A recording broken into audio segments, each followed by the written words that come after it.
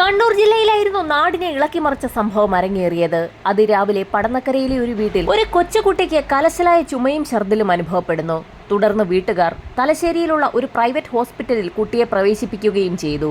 കുട്ടിക്ക് തുടരെ അസ്വാഭാവികമായ വെപ്രാളവും ക്ഷീണവും അനുഭവപ്പെടുകയും ഡോക്ടർമാർ എത്ര പരിശോധിച്ചു നോക്കിയിട്ടും കാരണം കണ്ടെത്താൻ കഴിയാതെ വരുന്നൊരു സാഹചര്യവും ഉണ്ടായി. ഇതേ തുടർന്ന് രക്ഷിതാവ് സൗമ്യയും അവരുടെ പിതാവും ചേർന്ന് കുട്ടിയെ മംഗളൂരുള്ള ഒരു ഹോസ്പിറ്റലിലേക്ക് ഷിഫ്റ്റ് ചെയ്തു. മംഗളൂരിലുള്ള ഹോസ്പിറ്റലിൽ വിദഗ്ധ ചികിത്സയ്ക്ക് വിധേയയാക്കിയെങ്കിലും കുട്ടിയെ രക്ഷപ്പെടുത്താൻ ഹോസ്പിറ്റലുകാർക്ക് കഴിഞ്ഞില്ല. കുട്ടിയുടെ മരണം ഏതാനും നാളുകൾക്ക് ശേഷം സംഭവിക്കുകയും ചെയ്തു. കീർത്തന എന്ന ആ കൊച്ചു പെൺകുട്ടിയുടെ മരണം ഒരു നാടിനെ ആകെ ഉലച്ചു. ഏതാനും നാളുകൾക്ക് ശേഷം സമാനമായ രീതിയിൽ കീർത്തനയുടെ ചേച്ചി ഐശ്വര്യ എന്ന കുട്ടിക്കും സമാനമായ രീതിയിൽ ഛർദിലും ക്ഷീണവും അനുഭവപ്പെട്ടു. ഐശ്വര്യ തളർന്നു വീണതിനെ തുടർന്ന് വീട്ടുകാർ തലശ്ശേരിയിലെ ഹോസ്പിറ്റലിലേക്ക് ഷിഫ്റ്റ് ചെയ്യുകയും വിദഗ്ധമായ ചികിത്സ നൽകുകയും ചെയ്തു. 3 ദിവസം ഹോസ്പിറ്റലിൽ അഡ്മിറ്റ് ആയിട്ടും കുട്ടിക്ക് പ്രത്യേകിച്ച് മാറ്റമൊന്നും തന്നെ ഉണ്ടായില്ല. തുടർന്ന് ഐശ്വര്യയും മുത്തശ്ശനായ കുഞ്ഞിക്കണ്ണനും ഭാര്യയും ചേർന്ന് കോഴിക്കോട് ഹോസ്പിറ്റലിലേക്ക് മാറ്റി. അവിടെ എത്തി ഏതാനും ദിവസങ്ങൾക്കകം തന്നെ ഐശ്വര്യയുടെ മരണവും സംഭവിച്ചു. കുഞ്ഞിക്കണ്ണന്റെ മകൾ സൗമ്യയ്ക്ക് ആകെയുണ്ടായിരുന്ന 2 പെൺമക്കളുടെ മരണമാണ് സംഭവിച്ചിരിക്കുന്നത്. മക്കളുടെ മരണത്തിൽ തകർന്നു പോയ സൗമ്യ എന്ന ആ മാതാവിനെ എങ്ങനെ ആശ്വസിപ്പിക്കണമെന്നറിയാതെ നാട്ടുകാരും വീട്ടുകാരും ഒരുപോലെ കുഴങ്ങി. അങ്ങനെ ദിവസങ്ങൾ കടന്നുപോയി. ഐശ്വര്യ മരിച്ച് 43ാമത്തെ ദിവസമായപ്പോൾ സമാനമായ രീതിയിൽ ഐശ്വര്യയുടെ മുത്തശ്ശിയും കുഞ്ഞിക്കണ്ണന്റെ ഭാര്യയുമായ കമലാക്ഷിയമ്മയും സമാനമായ രീതിയിൽ ഛർദ്ദിക്കാൻ തുടങ്ങി. കമലാക്ഷിയമ്മയെ നാട്ടുകാർ കൂടി ചേർന്ന് അതിവേഗം ഹോസ്പിറ്റലിൽ എത്തിച്ചു. നേരത്തെ മരണപ്പെട്ട പെൺകുട്ടികൾക്കുണ്ടായിരുന്ന അതേ ലക്ഷണങ്ങൾ തന്നെയാണ് കമലാക്ഷിയമ്മയ്ക്കുമുള്ളത്.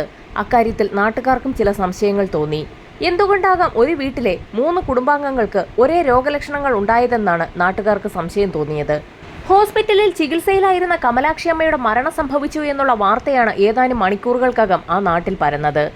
സംഭവമറിഞ്ഞ നാട്ടുകാർ ഒരുമിച്ച് കൂടുകയും അവരുടെ സംശയം സമീപത്തുള്ള പോലീസ് സ്റ്റേഷനിലെത്തി അറിയിക്കുകയും ചെയ്തു. ഒരേ വീട്ടിലെ 3 പേർ തുടർച്ചയായി സമാനമായ ലക്ഷണങ്ങളോടുകൂടി മരണപ്പെട്ടിരിക്കുകയാണ്. അതുകൊണ്ട് തന്നെ പോലീസ് സംഘം ആ കേസ് വളരെ വിശദമായി തന്നെ അന്വേഷിക്കാൻ തീരുമാനിച്ചു. 3 പേരുടെയും മരണം സംഭവിച്ചിരിക്കുന്നത് അസ്വാഭാവികമായ രീതിയിൽ ഛർദ്ദിക്കുകയും അമിതമായി വിയർക്കുകയും ചെയ്തതിന്റെയൊക്കെ ഫലമായിട്ടാണ്. ഛർദ്ദിക്കണമെങ്കിൽ വയറ്റിൽ എന്തെങ്കിലും അസ്വസ്ഥതയുണ്ടായി കാണണം. അതുകൊണ്ട് തന്നെ അവർ കഴിച്ച ഭക്ഷണവും വെള്ളവും അതുപോലെ തന്നെ ശ്വസിച്ച വായുവുമൊക്കെ സംശയത്തിന്റെ നിഴലിലായി. ആ പ്രദേശത്ത് പ്രത്യേകിച്ച് വായു മലിനീകരണം ഒന്നും തന്നെ സംഭവിച്ചിട്ടില്ല. അതുകൊണ്ട് തന്നെ അവർ കഴിച്ചിട്ടുള്ള ഭക്ഷണത്തിലും വെള്ളത്തിലും എന്തെങ്കിലും മായം കലർന്നിട്ടുണ്ടോ എന്നൊന്ന് അന്വേഷിക്കാൻ പോലീസ് സംഘം തീരുമാനിച്ചു. വെള്ളത്തിന്റെ കേസ് നാട്ടുകാർ റിപ്പോർട്ട് ചെയ്ത ഉടൻ തന്നെ ഹെൽത്ത് ഇൻസ്പെക്ടർമാർ സംഭവസ്ഥലത്തേക്ക് എത്തുകയും കിണറുകളിൽ നിന്നും സാമ്പിളുകൾ ശേഖരിക്കുകയും ചെയ്തു. സംഭവം നടന്ന മണ്ണത്തി ഭവനിലെ കിണറിൽ നിന്നുള്ള വെള്ളത്തിനു പുറമെ സമീപ പ്രദേശങ്ങളിലുള്ള വീടുകളിലെ കിണറുകളിൽ നിന്നും ഹെൽത്ത് ഇൻസ്പെക്ടർമാർ വെള്ളത്തിന്റെ സാമ്പിളുകൾ ശേഖരിച്ചു. വെള്ളത്തിന്റെ സാമ്പിളുകൾ ശേഖരിച്ച ശേഷം അത് കോഴിക്കോടുള്ള റീജിയണൽ ലാബിലേക്ക് ടെസ്റ്റ് ചെയ്യുന്നതിന് വേണ്ടി അയക്കുകയും ചെയ്തു. ഈ സമയത്തായിരുന്നു നിർണായകമായ ഒരു കാര്യം കുഞ്ഞിക്കണ്ണന്റെ മകളായ സൗമ്യ നാട്ടുകാരെയും അതുപോലെ തന്നെ ഹെൽത്ത് ഇൻസ്പെക്ടർമാരെയും അറിയിക്കുന്നത്. ഏതാനും നാളുകൾക്ക് മുൻപ് ആ കിണറ്റിലെ വെള്ളം പരിശോധനയ്ക്കായി നൽകിയിരുന്നു. അന്ന് ആ കിണറ്റിലെ വെള്ളത്തിൽ അമോണിയയുടെ സാന്നിധ്യവും കണ്ടെത്തിയിരുന്നു. സംഭവം നടന്ന വീട്ടിലെ കിണറ്റിൽ നേരത്തെ അമോണിയയുടെ സാന്നിധ്യം റിപ്പോർട്ട് ചെയ്തിട്ടുണ്ടായിരുന്നു എന്നറിഞ്ഞതോടുകൂടി നാട്ടുകാർ ആകെ പരിഭ്രാന്തരായി. ഒരു വീട്ടിലെ കിണറ്റിൽ അമോണിയയുടെ സാന്നിധ്യമുണ്ടെങ്കിൽ സ്വാഭാവികമായും മറ്റുള്ളവരുടെ കിണറുകളിലും അതിന്റെ സാന്നിധ്യമുണ്ടാകാൻ സാധ്യതയുണ്ട്. ആ വീട്ടിൽ ആദ്യത്തെ 2 മരണങ്ങൾ സംഭവിച്ചപ്പോഴും ഒരു അന്വേഷണവും നടന്നില്ല. 3ാമത്തെ മരണം സംഭവിച്ചപ്പോഴാണ് നാട്ടുകാർ ചേർന്ന് പോലീസിൽ പരാതി നൽകിയത്. അധികാരികൾ ഉണർന്ന് പ്രവർത്തിക്കാത്തതിന്റെ ഫലമായാണ് ഇത്തരത്തിലൊരു അനാസ്ഥ ഉണ്ടായതെന്ന് വരെ നാട്ടുകാർ ആരോപിച്ചു.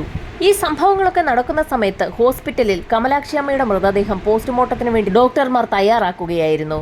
ആ ഡെഡ് ബോഡി പോസ്റ്റ്മോർട്ടം ടേബിളിലേക്ക് എടുക്കുന്ന ആ നിമിഷത്തിൽ തന്നെ കൂടെയുണ്ടായിരുന്ന പോലീസുകാരോട് ഡോക്ടർ ഒരു കാര്യം പറഞ്ഞു. ആ സ്ത്രീയുടെ ശരീരത്തിനുള്ളിൽ വിഷം കലർന്നിട്ടുണ്ടോ എന്ന് തനിക്ക് സംശയമുണ്ടെന്നായിരുന്നു ഡോക്ടർ പോലീസിനോട് പറഞ്ഞത്.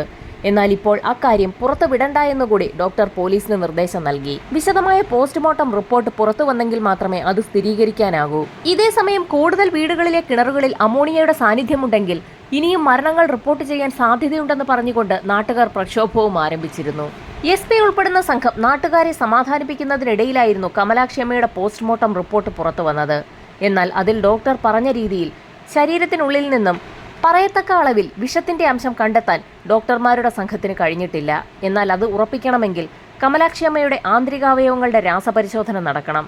രാസപരിശോധനയ്ക്കായി ഉടൻ തന്നെ സാമ്പിളുകൾ കോഴിക്കോടുള്ള ലാബിലേക്ക് അയച്ചു. പോസ്റ്റ്മോർട്ടം നടപടികൾ ഹോസ്പിറ്റലിൽ പൂർത്തിയാക്കിയ ശേഷം കമലാക്ഷിയമ്മയുടെ മൃതദേഹം ബന്ധുക്കൾക്ക് വിട്ടു നൽകി. അടുത്തടുത്തായി ആ വീട്ടിലുണ്ടായ 3 മരണങ്ങൾ ബന്ധുക്കളെയും നാട്ടുകാരെയുമൊക്കെ ഒരുപോലെ ഉലച്ചു. ഇനി ആ വീട്ടിൽ ബാക്കിയുള്ളത് സൗമ്യയും അവരുടെ പിതാവ് കുഞ്ഞിക്കണ്ണനുമാണ്. സൗമ്യ വിവാഹിതയാണ്. കിഷോർ എന്ന അവളുടെ ഭർത്താവുമായി കുറേയധികം നാളുകളായി അവർ അകൽച്ചയിലുമാണ് കഴിയുന്നത്. 2 പെൺമക്കളുടെയും മരണവാർത്ത അറിഞ്ഞ് കിഷോർ ആ വീട്ടിലേക്ക് എത്തിയിരുന്നു. എന്നാൽ സൗമ്യയുടെ അമ്മയുടെ മരണത്തിലൊന്നും പങ്കെടുക്കാൻ കിഷോർ എത്തിയതുമില്ല. ബന്ധുക്കളും നാട്ടുകാരും ഒക്കെ അക്കാര്യത്തെക്കുറിച്ച് പരസ്പരം സംശയം പറഞ്ഞു. അങ്ങനെ ഏതാനും ദിവസങ്ങൾ കടന്നുപോയപ്പോൾ കോഴിക്കോടുള്ള റീജിയണൽ ലാബിൽ നിന്നും വെള്ളത്തിന്റെ സാമ്പിളിന്റെ റിപ്പോർട്ട് പുറത്തു വന്നു. സൗമ്യയുടെ ഉൾപ്പെടെയുള്ള ഒരു കിണറിലും അമോണിയയുടെ സാന്നിധ്യം റിപ്പോർട്ട് ചെയ്തിട്ടില്ല. അങ്ങനെയെങ്കിൽ മറ്റെന്തോ കാരണം കൊണ്ടാണ് ആ 3 പേരുടെയും മരണം സംഭവിച്ചിരിക്കുന്നത്. 3 പേരുടെയും വായിൽ നിന്ന് മരണസമയത്ത് നുരയും പതയും വന്നിട്ടുണ്ട്. 3 പേരും നല്ല രീതിയിൽ ഛർദ്ദിച്ചിട്ടുമുണ്ട്. എന്തെങ്കിലും വിഷപദാർത്ഥം ഉള്ളിൽ ചെല്ലാതെ അത്തരത്തിലൊരു കാര്യം സംഭവിക്കുമോ എന്നുള്ളതായിരുന്നു പോലീസിന്റെ സംശയം. പോലീസ് അന്വേഷണം ആകെ വഴിമുട്ടി. കമലമ്മയുടെ ആന്തരികാവയവങ്ങളുടെ രാസപരിശോധനാ ഫലം പുറത്തുവരാതെ പോലീസ് അന്വേഷണം ഇനി മുൻപോട്ട് പോവുകയില്ല. കേസന്വേഷണം ആകെ കുഴങ്ങി നിൽക്കുന്ന സമയത്തായിരുന്നു മണ്ണത്താൻ ഭവനിലെ ആ വീട്ടിൽ നിന്നും മറ്റൊരു വാർത്ത കൂടി പുറത്തു വരുന്നത്. ആ വീട്ടിലെ കാരണവരായ കുഞ്ഞിക്കണ്ണനും സമാനമായ ലക്ഷണങ്ങളോടുകൂടി ആശുപത്രിയിൽ അഡ്മിറ്റ് ആയിരിക്കുകയാണ്. കുഞ്ഞിക്കണ്ണനെ ഹോസ്പിറ്റലിൽ അഡ്മിറ്റ് ചെയ്തത് നാട്ടുകാർ ചേർന്നാണ്. ആ സമയത്ത് കുഞ്ഞിക്കണ്ണന്റെ വായിൽ നിന്നും നുരയും പതയും വരുന്നത് നാട്ടുകാർ ശ്രദ്ധിച്ചിട്ടുമുണ്ട്. ഇത്തവണ പോലീസ് സംഘം കൂടുതൽ ജാഗരൂകരായി. സംഭവമറിഞ്ഞ് ഡിവൈഎസ്പി ഉൾപ്പെടെയുള്ള സംഘം ഹോസ്പിറ്റലിലേക്ക് എത്തുകയും ആ ടീമിന്റെ ഭാഗമായുള്ള ആളുകൾ ഹോസ്പിറ്റലിലുള്ള ഡോക്ടർമാരോട് കുഞ്ഞിക്കണ്ണനെക്കുറിച്ചുള്ള വിവരങ്ങൾ തിരക്കിയറിയുകയും ചെയ്തു. ഒരു വീട്ടിൽ ഉൾപ്പെട്ട എല്ലാ ആളുകൾക്കും ഒരേ ലക്ഷണങ്ങൾ എന്തുകൊണ്ടാണ് സംഭവിക്കുന്നതെന്നായിരുന്നു പോലീസിന്റെ സംശയം. അതിനുള്ള മറുപടി ഒരു ഡോക്ടർ പറഞ്ഞത് ഇങ്ങനെയായിരുന്നു: ഈ രീതിയിൽ രോഗലക്ഷണങ്ങൾ ഇതിനു മുൻപ് താൻ കണ്ടിട്ടുള്ളത് എലിവിഷം കഴിച്ച ആളുകളിലാണെന്നായിരുന്നു ആ ഡോക്ടർ പോലീസുകാരോട് പറഞ്ഞത്. പ്രിയപ്പെട്ടവരുടെ മരണത്തിൽ മനംനൊന്ത കുഞ്ഞിക്കണ്ണൻ എലിവിഷം കഴിച്ച് ആത്മഹത്യയ്ക്ക് ശ്രമിച്ചതാകാമെന്ന് പോലീസ് വിലയിരുത്തിയെങ്കിൽ പോലും അത്തരത്തിൽ എലിവിഷം കഴിച്ചതിന്റെ യാതൊരു ലക്ഷണങ്ങളും കുഞ്ഞിക്കണ്ണന്റെ വായിൽ നിന്നോ ശരീരത്തിൽ നിന്നോ കണ്ടെത്താൻ ഡോക്ടർമാർക്ക് കഴിഞ്ഞതുമില്ല. ഹോസ്പിറ്റലിൽ അഡ്മിറ്റ് ചെയ്യപ്പെട്ട കുഞ്ഞിക്കണ്ണന്റെ നില വളരെ ഗുരുതരമായി തന്നെ തുടർന്നു. ഡോക്ടർമാർ പരമാവധി ശ്രമിച്ചെങ്കിൽ പോലും ഏതാനും ദിവസങ്ങൾക്കകം തന്നെ കുഞ്ഞിക്കണ്ണന്റെ മരണവും സ്ഥിരീകരിച്ചു. ഒരു വീട്ടിലെ 4 പേർ ദുരൂഹ സാഹചര്യത്തിൽ മരിച്ച വാർത്ത നാടെങ്ങും പരന്നു. അങ്ങനെയെങ്കിൽ വൈകാതെ തന്നെ ആ വീട്ടിൽ ഇനി ശേഷിക്കുന്ന സൗമ്യയുടെ മരണവും ഉടൻ സംഭവിക്കുമെന്ന് നാട്ടുകാർക്ക് ഭയമായി. കുഞ്ഞിക്കണ്ണന്റെ മൃതദേഹവും പോസ്റ്റ്മോർട്ടത്തിന് വിധേയമാക്കാൻ തന്നെ ഡോക്ടർമാർ തീരുമാനിച്ചു. പോസ്റ്റ്മോർട്ടം ആരംഭിക്കുന്നതിന് മുൻപ് തന്നെ ഡോക്ടർമാരടങ്ങുന്ന വിദഗ്ധ സംഘം പോലീസിനോട് ഒരു കാര്യം പറഞ്ഞു: കുഞ്ഞിക്കണ്ണന്റെ ശരീരത്തിനുള്ളിലും വിഷം കലർന്നിട്ടുണ്ട്. എന്ത് തരം വിഷമാണ് ഉള്ളിൽ ചെന്നതെന്ന് കണ്ടെത്തുന്നതിനായി കുഞ്ഞിക്കണ്ണന്റെ ആന്തരിക അവയവങ്ങളും പരിശോധനയ്ക്കായി കോഴിക്കോട് ലാബിലേക്ക് അയക്കണം. ഇതേ സമയം മറ്റൊരു വാർത്തയും പരന്നു. മറ്റുള്ളവർക്ക് സംഭവിച്ചതുപോലെ തന്നെ സമാനമായ രീതിയിൽ രോഗലക്ഷണങ്ങളോടുകൂടി സൗമ്യയെയും നാട്ടുകാർ ആശുപത്രിയിൽ പ്രവേശിപ്പിച്ചിരിക്കുകയാണ്. ഒരു വീട്ടിലെ 5 പേർക്കും സമാനമായ ലക്ഷണങ്ങൾ അനുഭവപ്പെടുകയും അതിൽ 4 പേർ മരണപ്പെടുകയും ചെയ്തിരിക്കുകയാണ്. 5ാമത്തെ വ്യക്തിയായ സൗമ്യയും ഏതു നിമിഷവും മരിച്ചേക്കാം. അതുകൊണ്ട് തന്നെ മണ്ണത്താംപറമ്പിലെ വീട്ടിൽ എന്തോ ചില പ്രശ്നങ്ങളുണ്ട് എന്ന് മനസ്സിലാക്കിയ പോലീസ് സംഘം അന്വേഷണം കൂടുതൽ വിപുലമാക്കാൻ തീരുമാനിച്ചു. ഈ സമയത്തായിരുന്നു കമലാക്ഷി അമ്മയുടെ ആന്തരികാവയവങ്ങളുടെ രാസപരിശോധനാ ഫലം പുറത്തുവരുന്നത്. വളരെ കുറഞ്ഞ അളവിൽ കമലാക്ഷി അമ്മയുടെ ആന്തരികാവയവങ്ങൾക്കുള്ളിൽ ഒരു രാസപദാർത്ഥം അടിഞ്ഞുകൂടിയിരിക്കുകയാണ്. ഫോസ്ഫീൻ എന്ന രാസപദാർത്ഥമാണ് ശരീരത്തിനുള്ളിൽ കടന്നിരിക്കുന്നത്. അതെങ്ങനെയാണ് ശരീരത്തിനുള്ളിൽ അടിഞ്ഞുകൂടിയിരിക്കുന്നതെന്നും റിപ്പോർട്ടിൽ വ്യക്തമാക്കിയിട്ടുണ്ട്. അലൂമിനിയം ഫോസ്ഫൈഡും നമ്മുടെ ശരീരത്തിനുള്ളിലെ ദഹനരസമായ ഹൈഡ്രോക്ലോറിക് ആസിഡും തമ്മിൽ ചേരുമ്പോഴാണ് ഫോസ്ഫീൻ രൂപപ്പെടുന്നത്. അലൂമിനിയം ഫോസ്ഫൈഡാണ് എലിവിഷത്തിലെ പ്രധാന രാസവസ്തു. ഈ സമയത്തായിരുന്നു എലിവിഷം കഴിച്ച വ്യക്തികൾക്ക് സമാനമായ ലക്ഷണങ്ങൾ നേരത്തെ കണ്ടിട്ടുണ്ട് എന്നുള്ള ഒരു ഡോക്ടർ പറഞ്ഞ കാര്യം പോലീസ് സംഘത്തിന് ഓർമ്മ വന്നത്. വളരെ കുറഞ്ഞ അളവിൽ കാലങ്ങളോളമായി അലൂമിനിയം ഫോസ്ഫൈഡ് ശരീരത്തിനുള്ളിലേക്ക് കടക്കുകയും പിന്നീട് ഹൈഡ്രോക്ലോറിക് ആസിഡുമായി പ്രവർത്തിച്ച് ഫോസ്ഫീനായി രൂപാന്തരം പ്രാപിക്കുകയും ചെയ്തിരിക്കുകയാണ്. ശരീരത്തിൽ രൂപപ്പെട്ടിരിക്കുന്ന ഫോസ്ഫീനാണ് പിന്നീട് ആന്തരിക അവയവങ്ങളെയൊക്കെ നശിപ്പിച്ച് രോഗിയെ മരണത്തിലേക്ക് നയിച്ചിരിക്കുന്നത്. കമലാക്ഷിയുടെ ആന്തരികാവയവങ്ങളുടെ പരിശോധനാ റിപ്പോർട്ട് പോലീസ് സംഘത്തിന് ഒരു പിടിവള്ളിയായി മാറി. ഇതേ സമയം തന്നെ ഹോസ്പിറ്റലിൽ അഡ്മിറ്റ് ചെയ്യപ്പെട്ട സൗമ്യയുടെ സ്രവപരിശോധനയിലും എലിവിഷത്തിന്റെ അംശം കണ്ടെത്തി.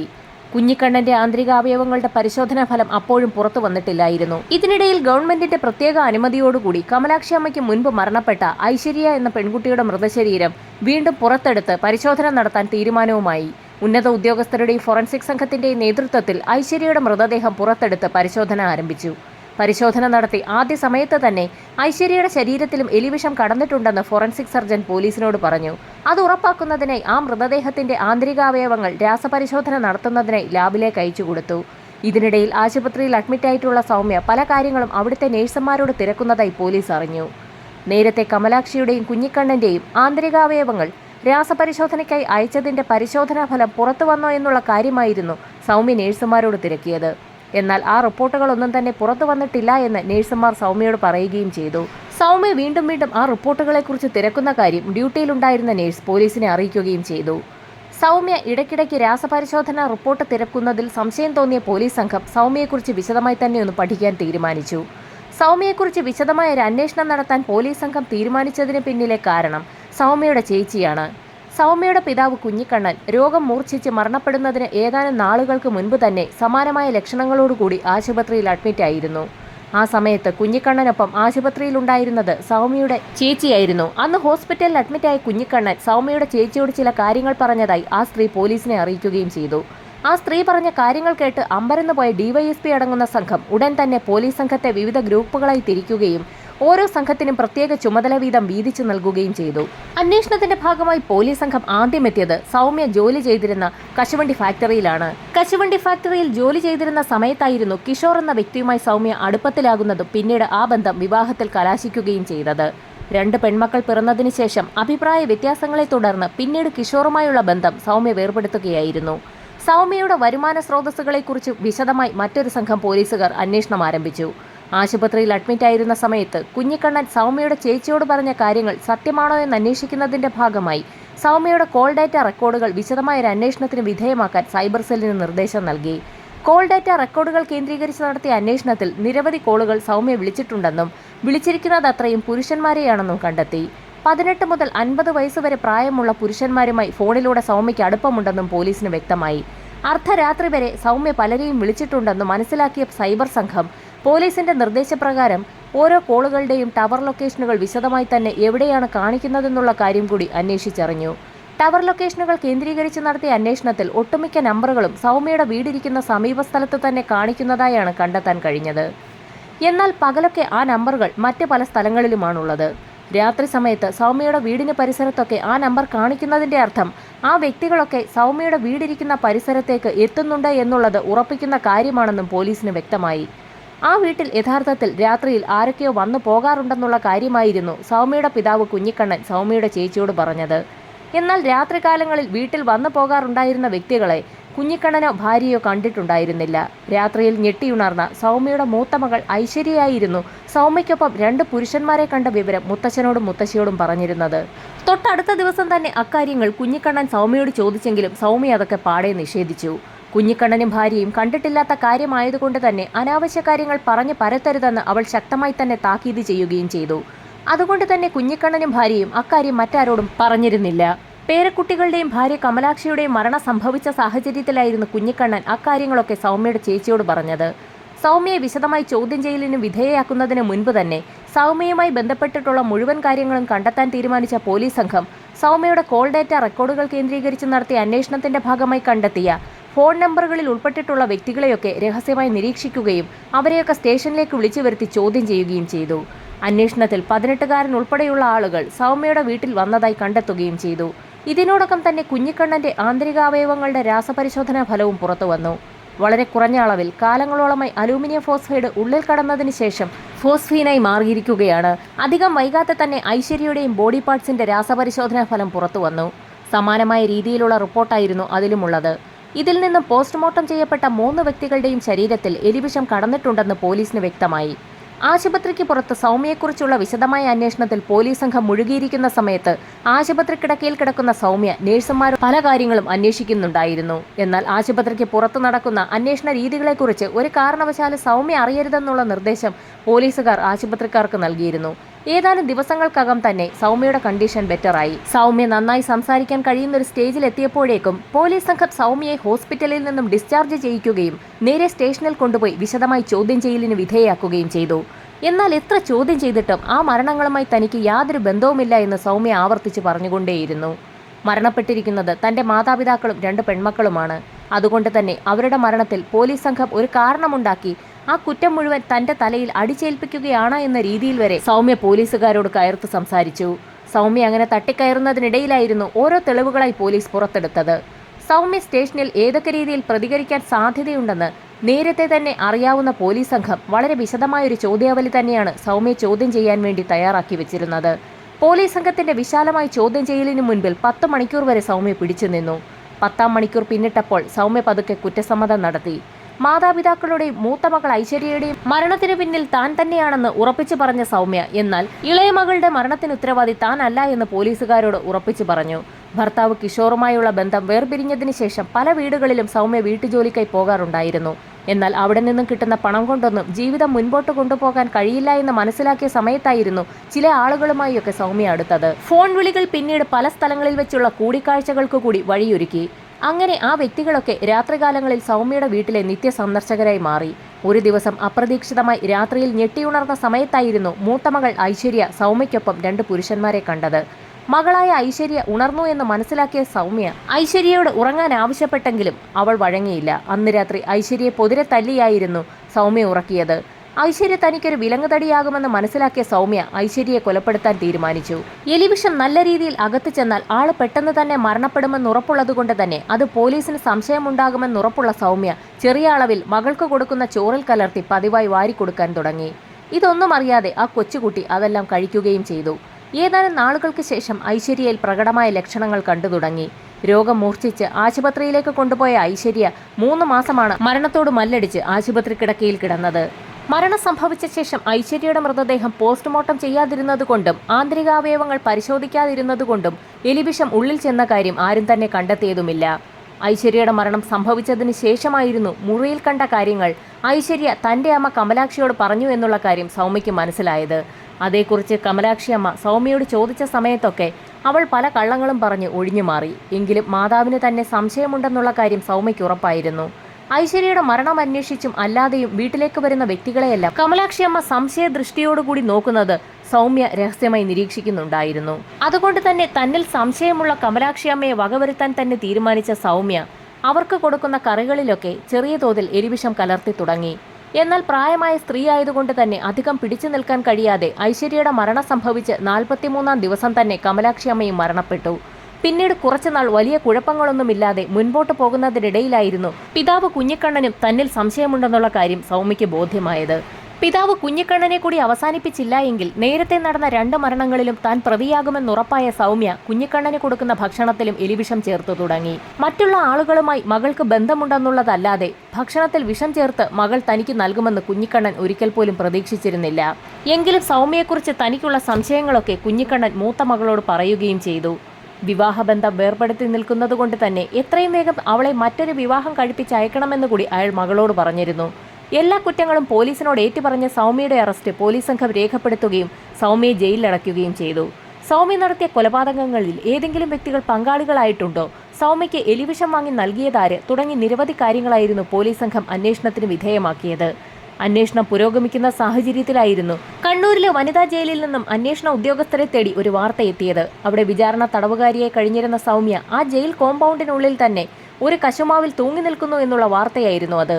സഹതടവുകാരിയുടെ സാരി മോഷ്ടിച്ച സൗമ്യ ആ സാരി ഉപയോഗിച്ചായിരുന്നു കശുമാവിൽ കുരുക്കിട്ടതും അതിൽ തൂങ്ങിയതും. ശരിക്കും സെൻസേഷണലായ ഒരു വാർത്ത തന്നെയായിരുന്നു അത്. തടവുകാർ നിരീക്ഷണത്തിലാണ് സർവ്വസമയമെന്ന് പറയുമ്പോഴും ജയിൽ അധികൃതരുടെ അലംഭാവം മൂലമാണ് സൗമ്യയുടെ ആത്മഹത്യ സംഭവിച്ചതെന്ന് പല കോണിൽ നിന്നും വിമർശനമുയർന്നു. പിന്നീട് പോലീസ് സംഘം നടത്തിയ തിരച്ചിലിൽ സൗമ്യ എഴുതിയ ഒരു ആത്മഹത്യാക്കുറിപ്പും കണ്ടുകിട്ടി. മരണപ്പെട്ട തന്റെ മൂത്ത മകളായ ഐശ്വര്യയ്ക്ക് സൗമ്യ എഴുതിയൊരു കത്തായിരുന്നു അത്. മകൾ ഐശ്വര്യയുടെയും മാതാപിതാക്കളുടെയും മരണത്തിൽ തനിക്ക് യാതൊരു പങ്കുമില്ല എന്നും എല്ലാ മരണങ്ങൾക്കും പിന്നിൽ മറ്റൊരുവനാണെന്നും ഒരിക്കൽ താൻ ജയിലിൽ നിന്ന് പുറത്തിറങ്ങി അയാളെ കൊലപ്പെടുത്തിയതിനു ശേഷം തിരികെ ജയിലിലേക്ക് എത്തുമെന്നും സൗമ്യ അതിൽ കുറിച്ചിട്ടുണ്ടായിരുന്നു. പോലീസിനെ സംബന്ധിച്ചിടത്തോളം ആ കേസ് ഇപ്പോൾ മറ്റൊരു കുരുക്കായിരിക്കുകയാണ്. 4 കൊലപാതകങ്ങൾ നടത്തിയ സൗമ്യയെ പോലീസ് സംഘം അറസ്റ്റ് ചെയ്തു എന്ന് കരുതിയപ്പോഴാണ് എല്ലാ കുറ്റങ്ങളും ചെയ്ത യഥാർത്ഥ പ്രതി പുറത്തുണ്ടെന്ന് സൗമ്യ ഒരു കത്തിലൂടെ വെളിപ്പെടുത്തിയിരിക്കുന്നത്. യഥാർത്ഥ കുറ്റവാളികളെ പോലീസ് കണ്ടെത്തണമെന്നുള്ളതാണ് സൗമ്യയുടെ കത്തിലൂടെ വെളിവാകുന്നത്. കത്ത് കേന്ദ്രീകരിച്ച് പോലീസ് സംഘം അന്വേഷണം നടത്തിയെങ്കിലും അത്തരത്തിലൊരു പ്രതിയെ കണ്ടെത്താൻ പോലീസിന് ഇതുവരെയും കഴിഞ്ഞിട്ടില്ല.